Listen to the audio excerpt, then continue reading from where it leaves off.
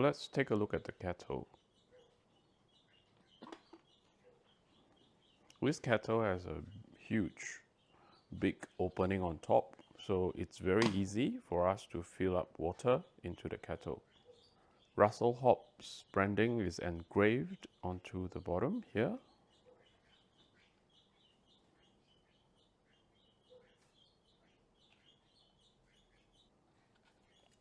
And that's the sound of the click. Now have a look at this filter. In order to remove the filter, we will have to push this plastic up and tug it into the kettle, like this.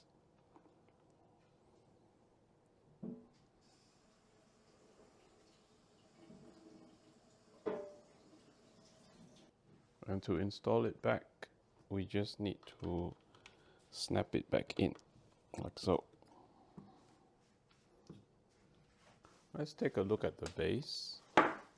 So this base is a pretty standard base. It has a cable outlet here. And yes, we can extend the cord if we want to have it longer.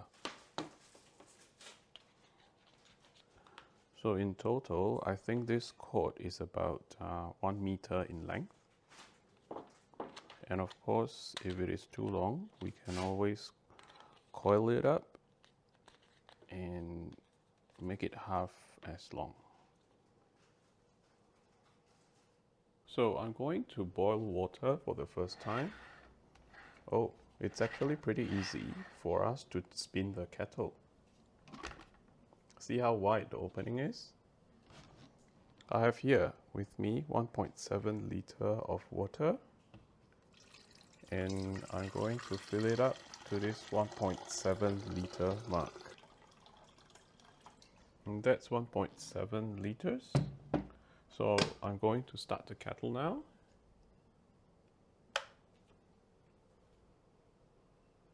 And I'm going to let it boil to see how long it's going to take to boil 1.7 liters of water. It's surprisingly quiet when it's boiling compared to my old kettle from Sanbin.